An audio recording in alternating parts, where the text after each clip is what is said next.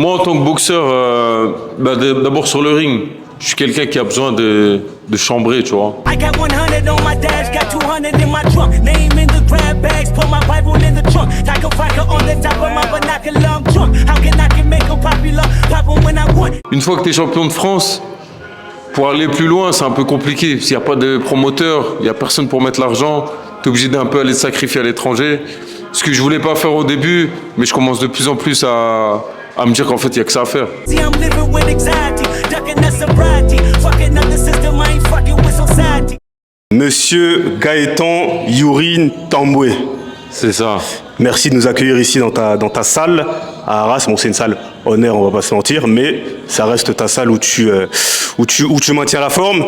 Tout d'abord, question simple, comment ça va? Comment va la vie?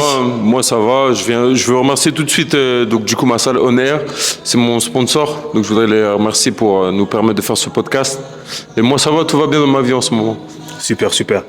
Alors, je voulais parler, pour commencer, de ton dernier combat. Donc, ton dernier combat a eu lieu en avril dernier. C'était ton tout premier combat chez les Cruiserweight. Victoire unanimous decision, je le dis en anglais, excusez-moi. Parle-nous un peu de ce combat, de ta performance, de tes sensations dans le ring et surtout de ta sensation, de ton ressenti à ce nouveau poids. Donc, j'ai décidé de monter de catégorie tout d'abord parce que c'était compliqué en mi-lourd. Les 2-3 derniers combats, les cuttings ont été vraiment durs et j'ai senti au 7-8e round que j'avais plus de jus. Donc là, je suis monté. Je vais pas mentir, ce combat, je l'ai pris un peu à la légère en connaissant l'adversaire. C'est un adversaire qui tombe pas. Et du coup, en fait, j'ai bossé que la force en fait pour le faire tomber. Malheureusement, il n'est pas tombé. Il était sonné, mais j'ai pas réussi à le finir. Un peu parce que j'étais cuit aussi. Mais je sais que bien entraîné à ce poids-là, parce que j'ai déjà été en forme à ce poids-là, ça va bien se passer dans cette caté. Et cet adversaire, c'est Sadok Sebki, le ça. Tunisien, on le rappelle. Parle-nous un peu de la transition, justement. Toi, tu es naturellement un light heavyweight, tu es monté en cruiserweight. Comment s'est faite la transition et surtout, qu'est-ce qui a motivé ce choix de grimper? En fait, de base, light heavyweight, ça a toujours été dur pour moi, même en amateur. Ok. Je suis quelqu'un qui est hors compétition, on monte jusqu'à 105 kilos. En pro, il faut faire 79 kilos. Donc, je me suis toujours entraîné lourd. Toutes mes prépas, j'étais à 95, 92. Des fois, je mettais les gants avec des light heavy, des creuseurs. J'étais plus lourd qu'eux, frérot. Je me suis dit, on va monter, tu vois. Dans le coin, la chance que j'ai, c'est d'avoir Saïdji Coupé, qui était champion d'Europe Silver, avec qui on tourne énormément. J'ai tourné avec Leonardo Moschea, qui était champion d'Europe, qui est 3e mondial WBA. Et même à l'INSEP, j'ai toujours tourné avec les creuseurs. Donc je suis habitué. Super, super.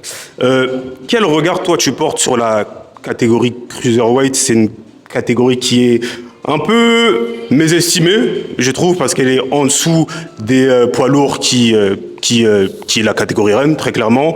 Et comment, toi, justement, tu juges le niveau global de cette catégorie, les noms qu'il y a? Est-ce que tu te vois dans un futur proche de faire une vraie place dans cette catégorie? En fait, avant de monter de catégorie, j'ai étudié un peu la caté. Et c'est vrai que c'est une caté, désolé de dire ça, mais un peu pauvre. C'est-à-dire qu'en light heavy, dans le top 20, on va dire, il y a quasiment que des tueurs. Et je pense qu'en creuseur, il y a peut-être 3 tueurs et les autres sont un peu, c'est plus ouvert, les autres sont plus prenables. Donc c'est pour ça, c'est aussi une chose en plus du poids que je fais hors compétition qui m'a dit de monter, quoi. Super.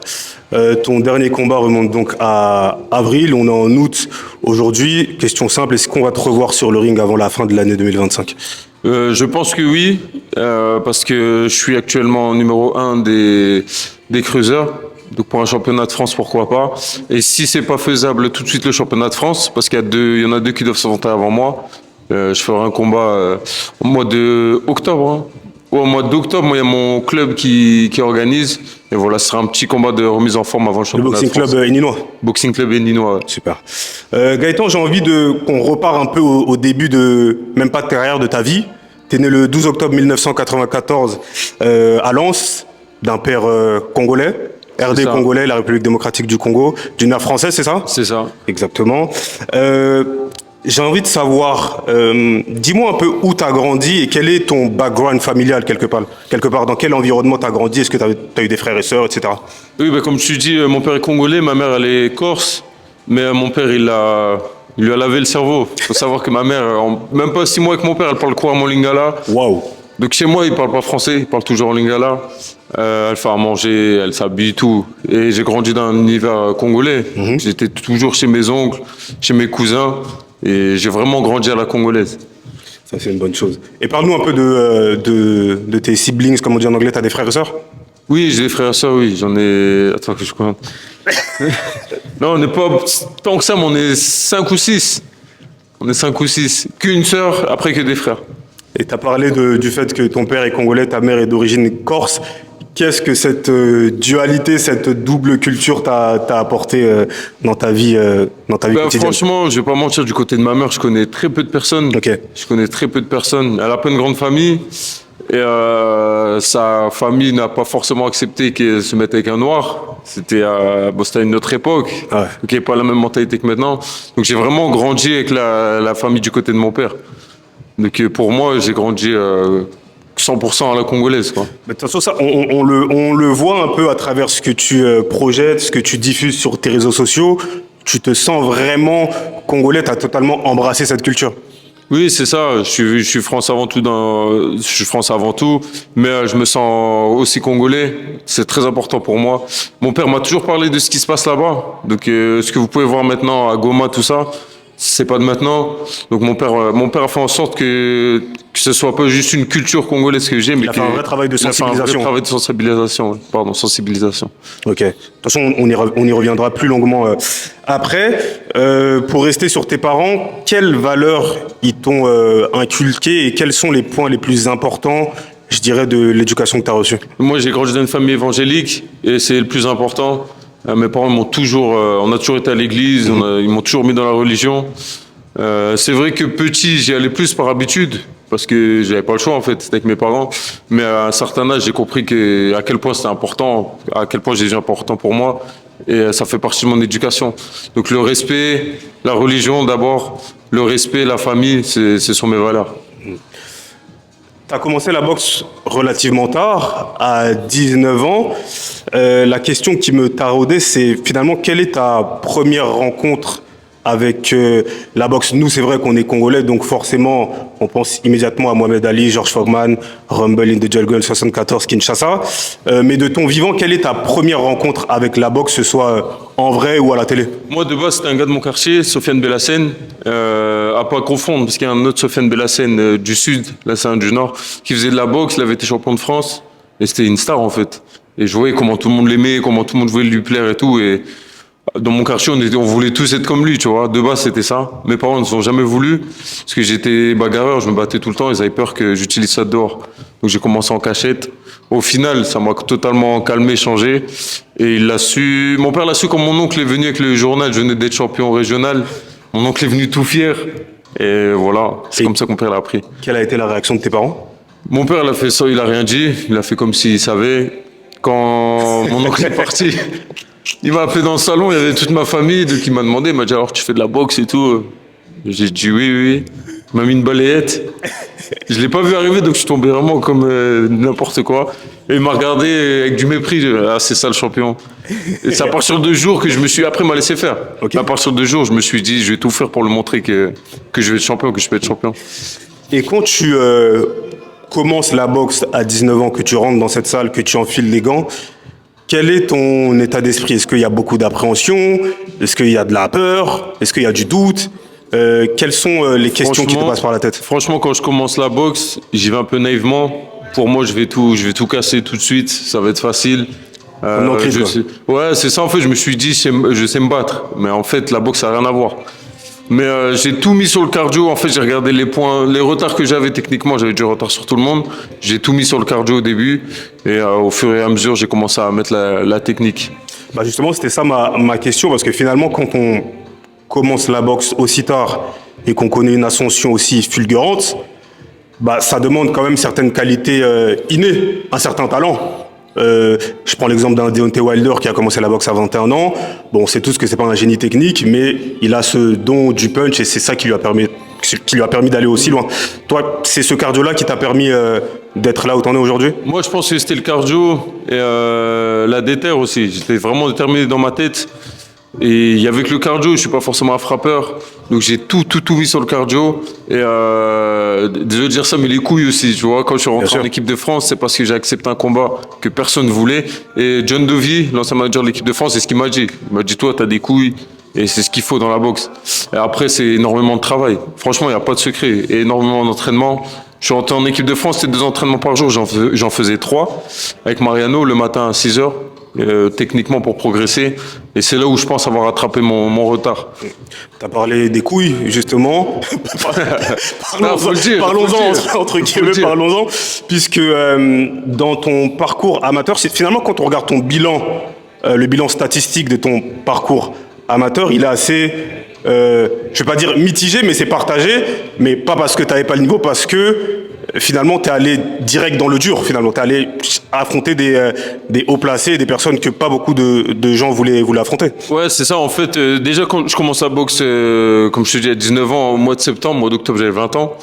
Donc, je commence au mois de septembre, les championnats, c'était fin octobre, je demande tout de suite à les faire. L'entraîneur me dit, non, t'es un fou, tu viens de commencer. J'ai été quand même. J'ai gagné mes 3 premiers par KO, c'était comment on appelle ça, les novices, c'était moins de 5 combats. Donc on a demandé une dérogation pour passer tout de suite élite et je perds en quart de finale des France. Donc tout de suite, dès la première année, je me fais repérer, je vais à l'INSEP, je fais un stage. Alors, malheureusement, le stage, il n'a pas été concluant.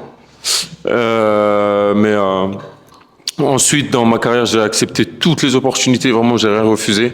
J'ai continué à bosser. Malheureusement, je perdais toujours en quart de France. Et j'ai fait la ceinture Montana. Ouais. J'ai gagné ce combat et en finale, je bats un Ouzbek. Sadjar Saïd Lakrimov, ouais, c'est ça. Il était numéro 1 de son pays, donc j'ai fait un stage à l'INSEP. J'ai fait un combat d'entraînement contre Artyom, qui était numéro 1 en Hollande. J'ai gagné. Et une semaine après, ils m'ont appelé pour boxer la Cruz en WSB. Donc il était 3 fois champion du monde, 2 fois champion olympique. Personne ne voulait le boxer et moi j'ai même pas réfléchi en fait. J'ai été tout de suite. La Cruz, c'est un nom qui revient beaucoup dans ton parcours amateur. Vous êtes affronté 3 fois. 3 fois. Tu as une victoire contre lui, il me semble. Et pour ceux qui ne le savent pas, c'est limite une légende de la boxe amateur. Il a deux médailles d'or dans 2 catégories différentes. Donc c'est un gros nom. Qu'est-ce que ça t'a apporté de l'affronter autant de fois? Moi, je vais pas mentir, hein. Je suis un boxeur, je viens pour gagner. En WSB, je perds. Je fais un beau combat. Enfin, c'est ce que les gens me disent. Moi, j'ai perdu, j'étais pas content. La journaliste me dit oui, vous devez être content. Moi, je lui dis non, je suis pas content. En fait, j'ai perdu. Elle me dit oui, mais c'est quand même un tel. Je lui dis ouais, mais moi, en gros, je viens pour gagner. Peu importe qui est en face, je peux pas. En fait, je peux pas être content d'une défaite. Même si de cette défaite, ça a apporté beaucoup de choses, je peux pas être content d'une défaite. Il faut savoir que la Cruz, c'est un mec que j'aime pas. Parce que, pas personnellement, hein, mais je veux dire, il m'en rend fou sur le ring. Il m'a battu 2 fois. Il faut le dire, c'est un génie, il faut le dire. Et c'est une boxe frustrante à la cubaine. C'est ça en fait. Je préfère boxer un mec qui cogne, qui va me faire mal, qu'un mec invisible en fait. En plus, qui peux pas toucher. C'est ça.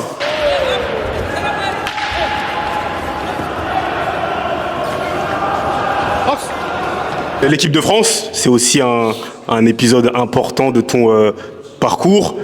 Qu'est-ce que ça t'a apporté? Raconte-nous un peu, surtout ton arrivée en grande pompe en équipe de France. Donc franchement, j'arrive à l'INSEP en 2017. Je commence les stages. En 2018, je rentre en tant qu'interne. Je suis beaucoup critiqué. Dans mon dos, bien sûr. En face, on me dit rien parce que j'ai pas été champion de France. En gros, ça m'a beaucoup critiqué et tout. Et moi, je suis pas un mec qui stresse. Jamais. J'ai jamais stressé en combat. Mais l'année 2018-2019, quand on fait le championnat de France, là, j'ai stressé. Parce qu'en fait, là, je voulais montrer. Les gens disent, ouais, lui, il est là alors qu'il n'a pas été champion de France. Ça me prenait pour un opportuniste. Bien sûr, j'étais aussi un opportuniste.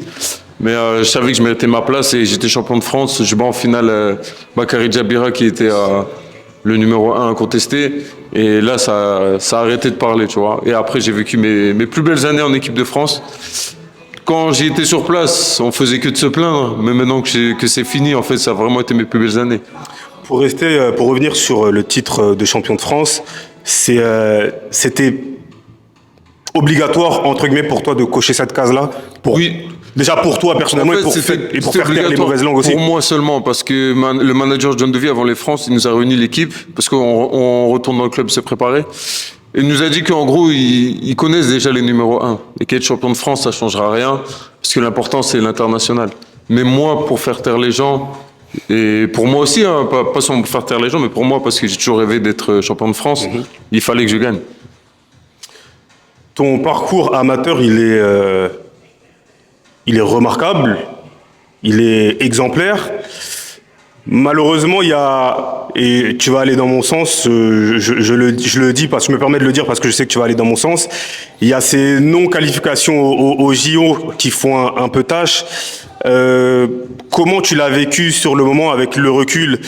Tu prends ça comme une leçon ou c'est vraiment une tache noire sur le tableau? Non, en fait, pour moi, c'est le regret de ma vie, tu vois. Toute ma vie, je m'en voudrais. En fait, je ferai jamais les Jeux Olympiques. Et c'était un rêve. Après, je peux m'en vouloir qu'à moi-même. Parce que c'est vrai qu'il y a eu des circonstances atténuantes. Le Covid, la suspension de l'AIBA, ça a enlevé beaucoup de place. Parce que quand on m'a expliqué comment se qualifier, franchement, je me suis dit, si je me qualifie pas, c'est que c'est pas fait pour moi. Ensuite, il y a 200 places qui ont été supprimées et tout. Mais en dehors de ça, c'est moi parce que, comme je te dis, moi je suis évangélique et j'étais à fond avec Dieu. Quand je suis rentré en équipe de France, vraiment, j'ai lâché. J'allais toujours à l'église prier, mais c'était un peu de l'hypocrisie, tu vois. J'ai commencé à sortir, à voir des filles, tout ça, et j'ai pas été focus. Et c'est très important de rester focus jusqu'à la fin, tu vois. Et pour moi, voilà, c'est la conséquence de ce que j'ai fait. Je m'en voudrais toute ma vie, mais voilà, faut passer à autre chose. Mais ça a été très très dur, très très dur. Et finalement, pour tenter de faire les JO 2024, tu es revenu en amateur, en olympique, et tu as affronté Mathieu Bauderlic, qui est l'un de tes mentors. Hein. Je pense que tu le considères comme tel, pour le coup. Il m'a appris la boxe, quasiment. Et quelle sensation tu as ressenti à l'idée d'avoir ton mentor en face de toi pour aller chercher pas une place directe olympique, mais pour gravir les échelons pour aller chercher cette place-là? Il faut savoir que Mathieu Bauderlic, c'est un gars avec qui je m'entraîne depuis le début. C'est vraiment lui qui m'a appris la boxe en dehors de mon entraîneur Mohamed Nishan et mon premier Guy Caudron. On se connaît par cœur. Ça fait 10 ans qu'on met les gants ensemble tout le temps. Carrément, la prépa, on l'a fait à deux. Moi, j'étais aux États-Unis. Je suis revenu 3 semaines avant le tournoi. Et l'entraîneur voulait pas qu'on mette les gants. On lui a dit, Mohamed, on se connaît par cœur. C'est pas parce qu'on se met pas les gants 3 semaines ensemble qu'on va plus se connaître. On s'est préparé ensemble. Dans le vestiaire, il m'a parlé. Parce que lui, je pense que c'était plus dur pour lui que pour moi de s'affronter. S'il me voit plus comme un petit frère, tu vois. Et il me disait des trucs de fou, tu vois. Du genre, ouais frérot, s'il faut, on fait un peu semblant, on fait ça, on fait ça. Je lui dis, moi frérot, si tu me respectes, t'essayes de m'éteindre. Tu vois, si tu peux m'éteindre, tu m'éteins. Si je vois que tu peux m'éteindre et tu temporises, tu vas pas me respecter, tu vois. Je lui dis, moi je te mens pas, si je peux t'éteindre, je t'éteins. Et on est parti comme ça, mais en mode warrior, mais dès que c'est fini, pas de souci, tu vois. Dès que le combat est fini, il n'y a pas d'embrouille, il n'y a pas de haine, c'est du sport.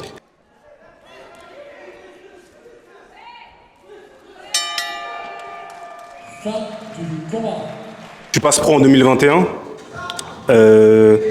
C'était, comment dirais-je, cette étape-là de passer en pro, comment tu l'as vécu mentalement? Est-ce que toi je sais que tu es quelqu'un de très zen, tu es quelqu'un sans stress, comme tu l'as dit, mais est-ce qu'il y avait cette excitation quelque part qui se transforme un peu en pression quand on passe pro?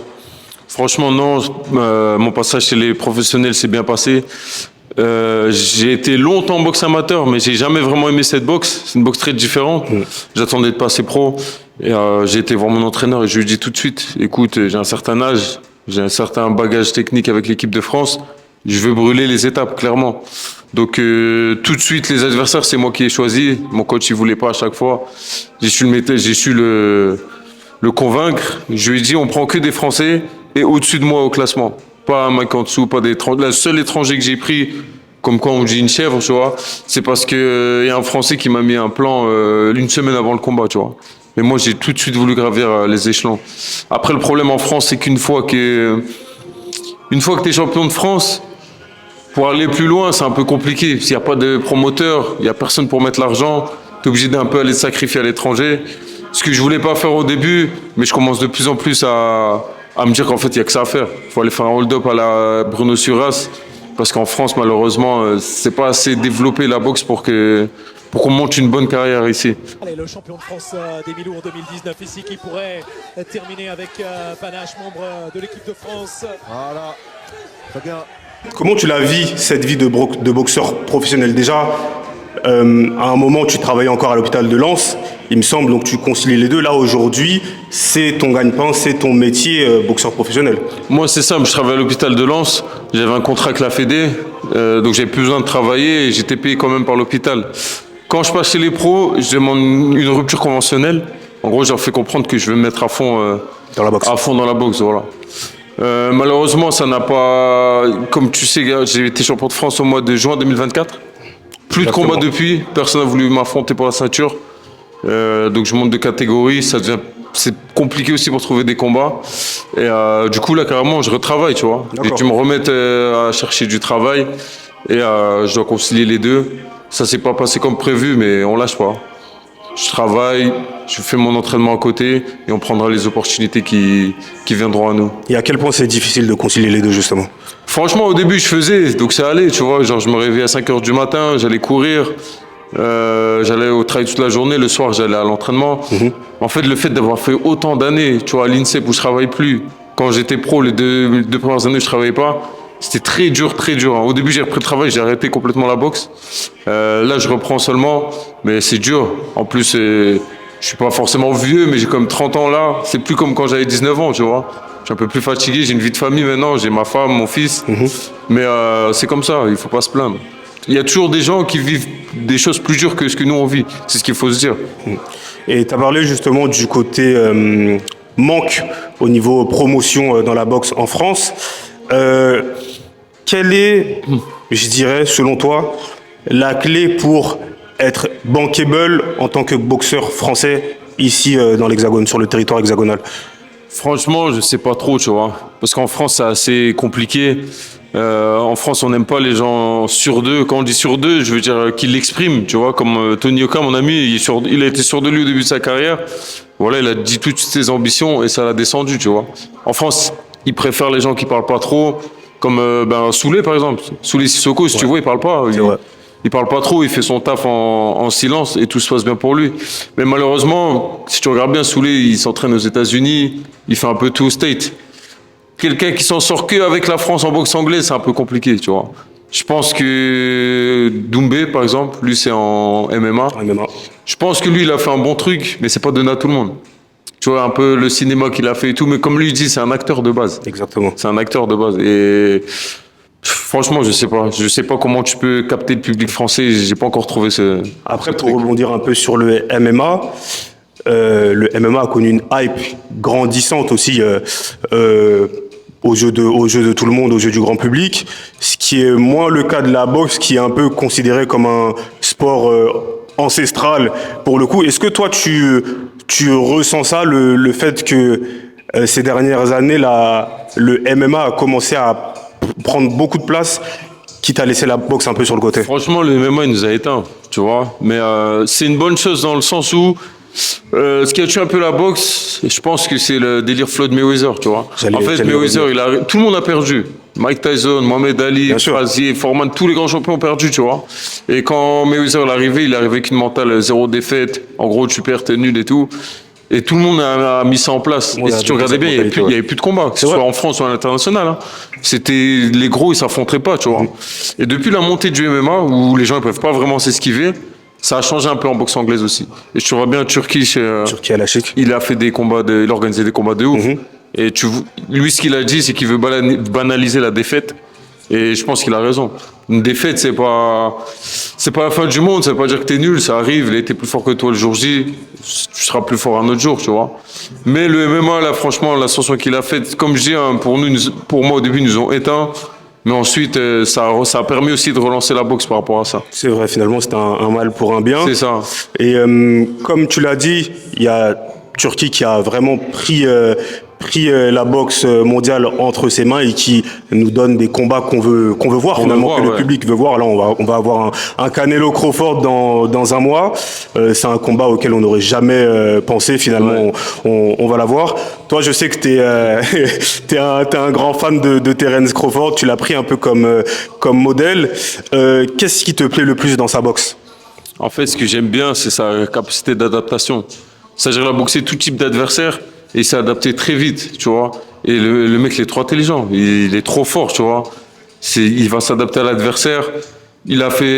Franchement, il a fait combien de finishes? Il a énormément de KO, Il a énormément de KO, ouais. Je pense pas qu'il soit un gros frappeur. Mais le truc, c'est qu'il a le timing, le coup d'œil, il s'adapte aux adversaires et voilà, tu vois.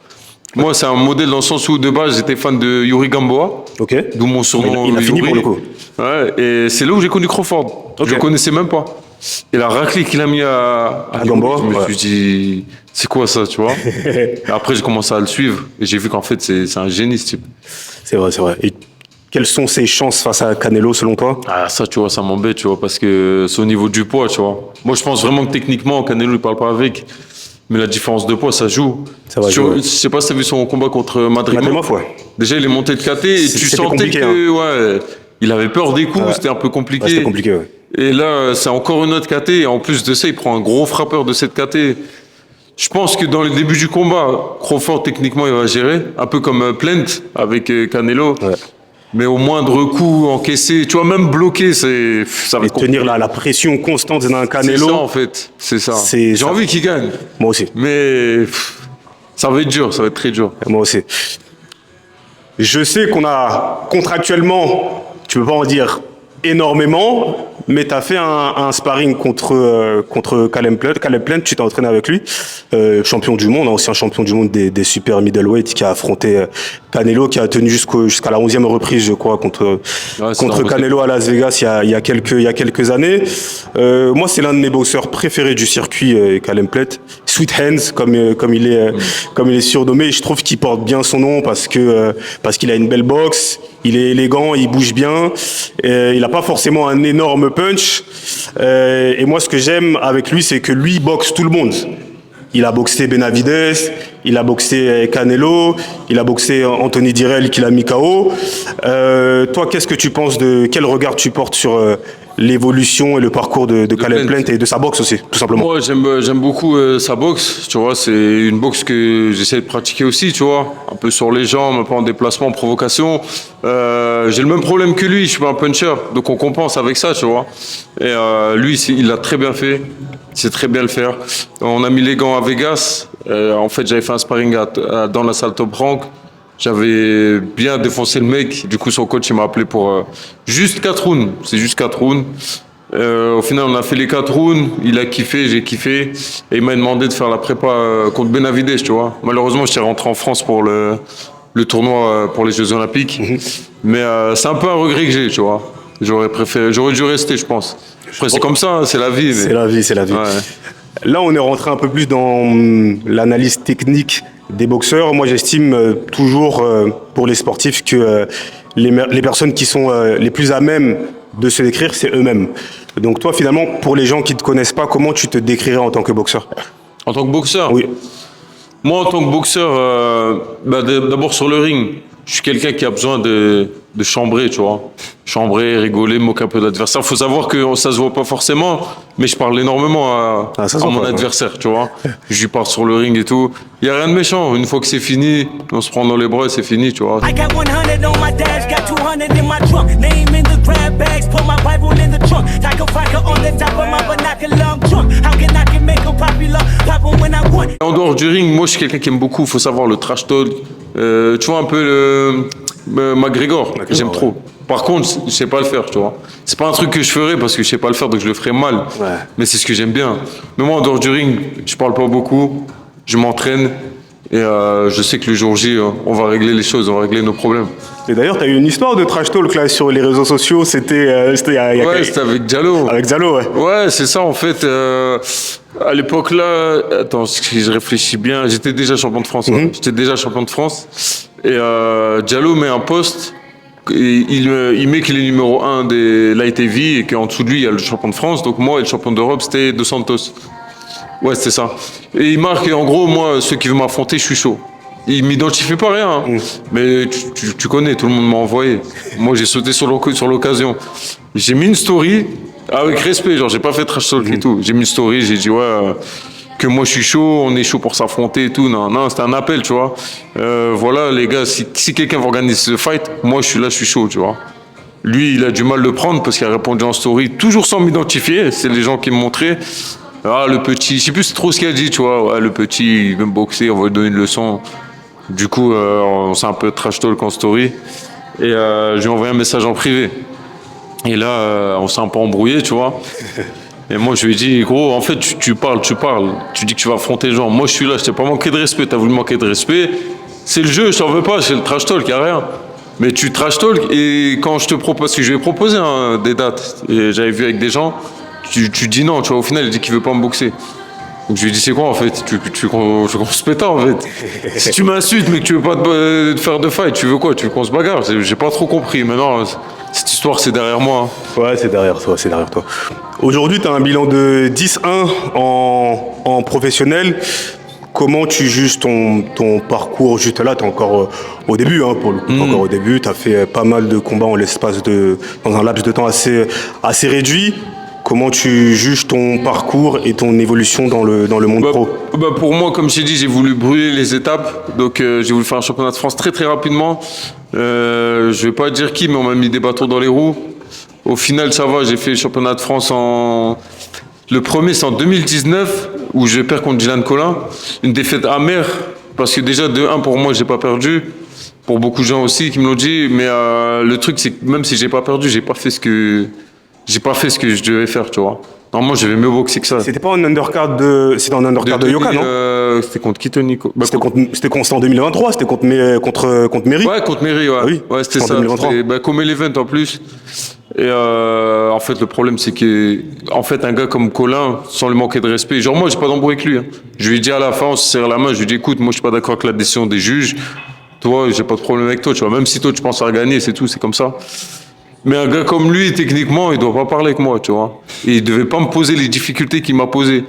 Et c'est pour ça que je m'en veux. Parce que même si pour moi j'ai gagné, il aurait pas dû me mettre en difficulté. En plus, il y a eu la décision des 3 juges, en plus, il me semble. Ouais, en plus, tu vois, moi, quand j'entends la décision des 3 juges, je me dis, c'est bon, c'est pour moi. Parce que c'était, je crois que c'est 1 point. Il gagne de 1 point. Du coup, moi, je calcule. Je me dis, en plus, je l'envoie au tapis. Donc, ça fait comme si je gagne un round. C'est bon, en fait, j'ai gagné. Et au final, on met lui. J'étais surpris. Beaucoup m'ont dit que j'avais gagné. Quand je dis beaucoup, je te parle pas seulement des gens des réseaux. Hein. Le président de la Fédé est venu me voir, les entraîneurs nationaux, le coach de Tony, l'anglais, il m'a dit que je perds jamais et tout. Mais bon, je peux m'en vouloir qu'à moi-même parce que je sais que je dois faire beaucoup mieux que ça. C'est clair. Comme on l'a dit, ce combat avait eu lieu en undercard de Tony contre Méry. Tu es assez proche de Tony Yoka et de sa famille, de Victor aussi, pour le coup, vous êtes très amis.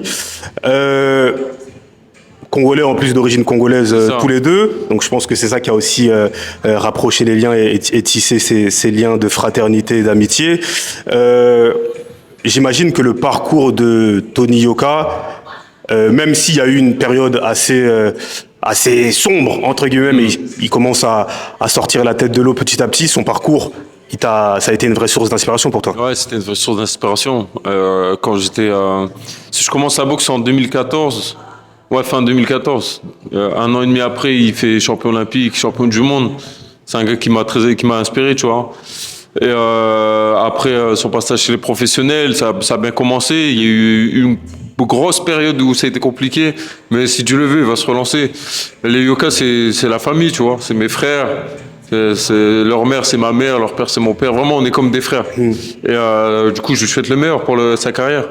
Et finalement, quand on regarde bien le paysage de la boxe, on a vu ça dans Rocky avec Rocky et Apollo Creed, mais c'est rare d'avoir 2 boxeurs compétitifs. Bon bref, vous n'allez jamais vous affronter parce que vous n'êtes pas dans la même catégorie, mais c'est rare de voir 2 boxeurs liés de tels liens d'amitié finalement. En fait, le truc le plus fou, c'est que de base, moi, je suis ami avec Victor, si on était en équipe de France ensemble, mais le truc le plus fou, c'est que j'ai boxé Axel.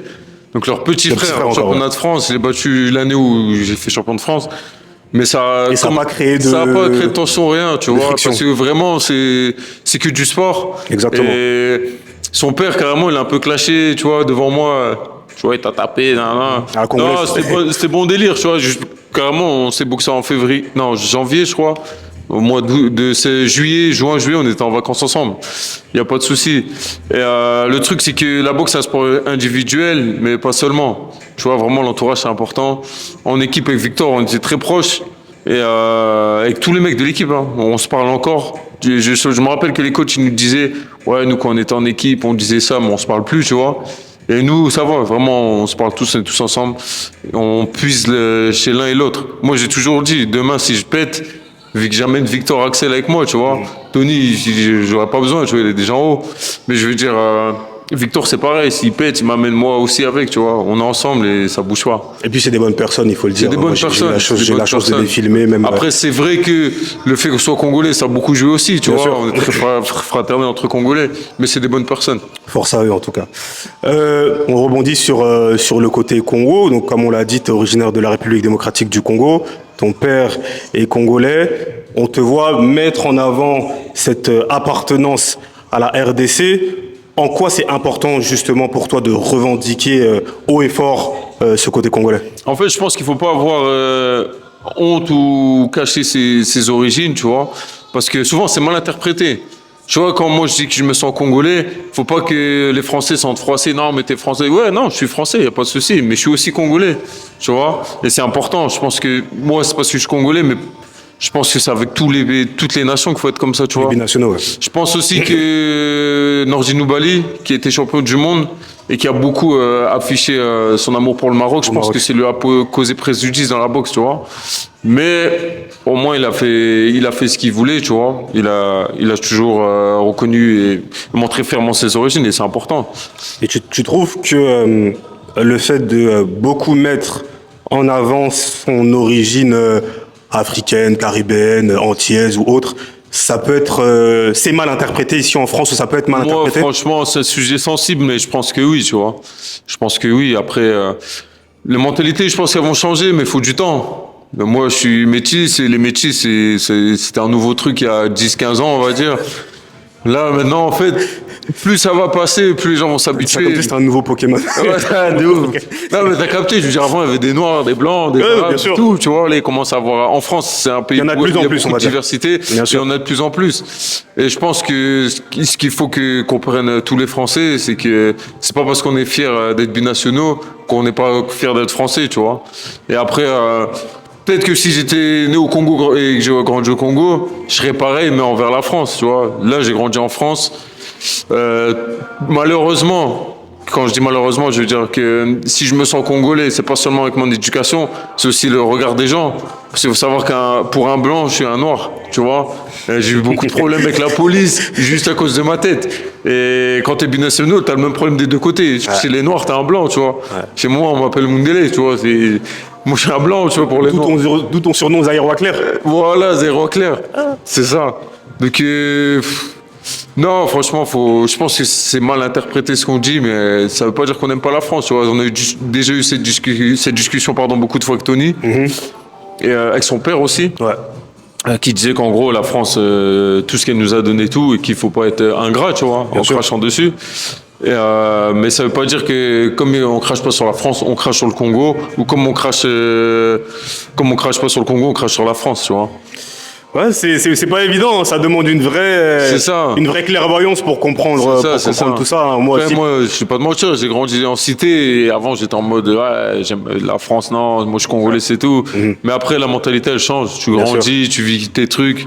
Tu réalises aussi, en plus avec l'équipe de France, j'ai énormément voyagé et j'ai réalisé à quel point en France on est bien. En fait, dans les autres pays, c'est compliqué, tu vois. Et en plus, pour le coup, quand tu as voyagé, tu représentais la France, tu portais la couleur de la France. C'est ça. Et ce qui m'a le plus choqué, c'était les États-Unis, tu vois. Je me suis dit, un pays comme les États-Unis qui a autant de misère là-bas, ça m'a choqué quand même, tu vois. Ouais. En parlant de misère, pour le coup, on peut pas faire une croix là-dessus, on peut pas l'éluder. Nous, on est originaire de la République démocratique du Congo, c'est un pays qui vit des moments très compliqués. Toi, pour parler de manière très explicite, il y a un génocide en République démocratique du Congo, à l'est du Congo, depuis quasiment 30 ans, voilà, qui est en quelque sorte passé sous silence radio par les médias mainstream. Ça aussi, il faut pas avoir peur, faut pas avoir peur de le dire, exactement.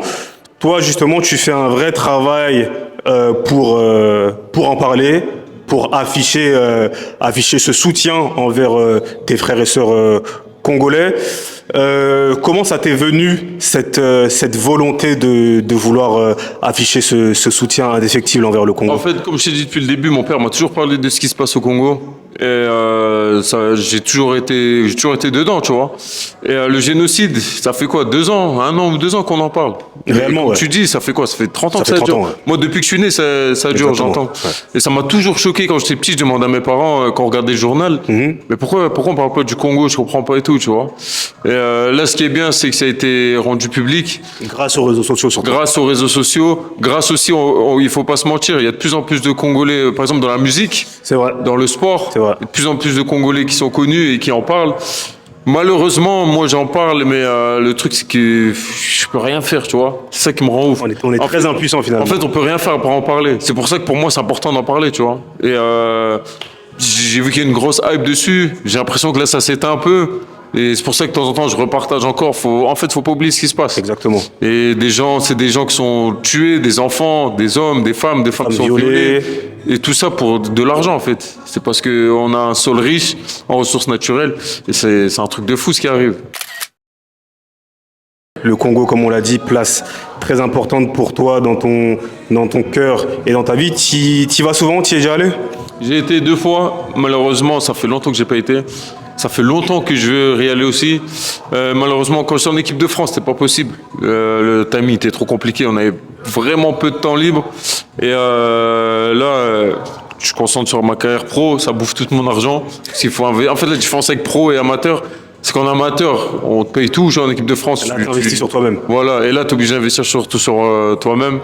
Mais là, j'ai un enfant, un deuxième en route. Et j'ai Félicitations. envie de les amener. Ouais, merci. J'ai envie de les amener au Congo, tu vois. Je veux qu'ils soient autant accrochés que moi à leurs racines.